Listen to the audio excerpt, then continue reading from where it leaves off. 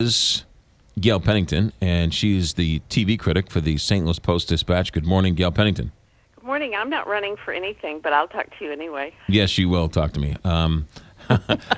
Yes, you will. How are things going in TV land?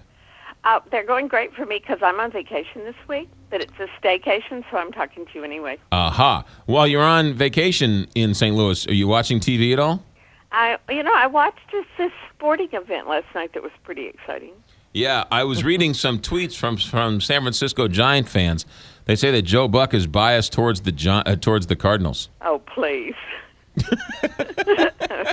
I got into a number of fights over the weekend with people who claim that he's biased against the Cardinals.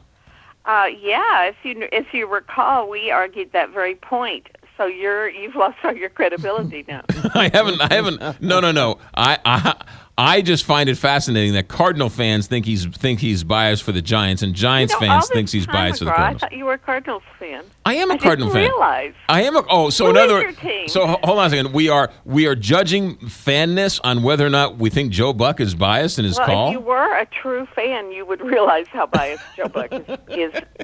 I know he isn't really biased, but I think he's speaking a biased game.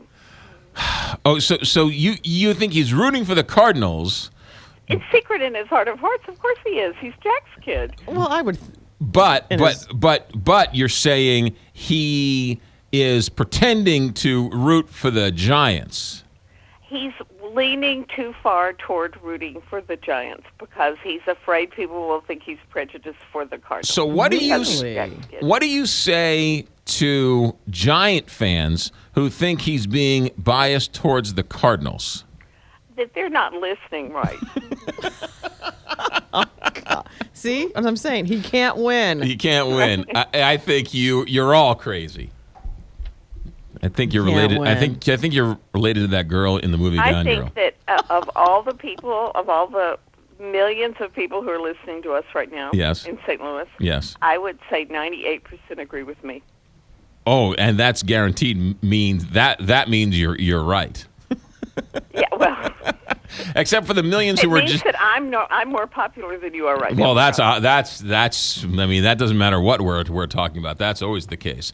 All right, let's get into a couple of topics here. Tell me, what's this "Marry Me" show, and does NBC have a chance of this catching on? Well, it comes from the creator of Happy Endings, which a lot of people liked, but only in a small cult following. And I was a part of that cult. Yeah. Loved that show. Well, then you should really sample this. For one thing, it has Casey Wilson in it, who was in that show. It's from the same creator. And the pilot, which airs this week, is kind of annoying. The man's trying to propose to the woman after many years of being together. Oh, yeah. And terrible things go wrong, and she embarrasses herself. And I think it will probably settle down into being a funny show about them, though.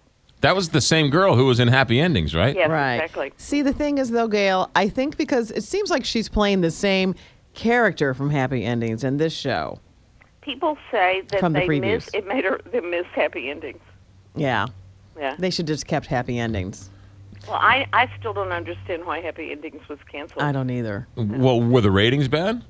Well, yeah, but comedies, it had a very short run, and sometimes comedies need longer than that to find an audience. Right. It premiered, out of the mainstream, and I think it could have been a good thing for NBC if they had given it more patience. That's a great point because Seinfeld had to find an audience, and Seinfeld did not come out of the box with great ratings. Seinfeld also got a lot better.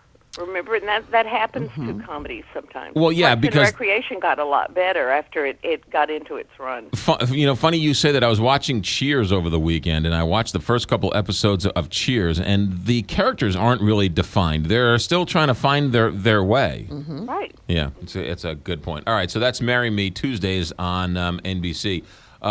Anything else we should be paying attention to this week? The new Top Chef starts Wednesday. I love Top Chef. On Bravo. Right. 16 contestants. What's the hook on Top Chef? Is it like The Bachelor but for food?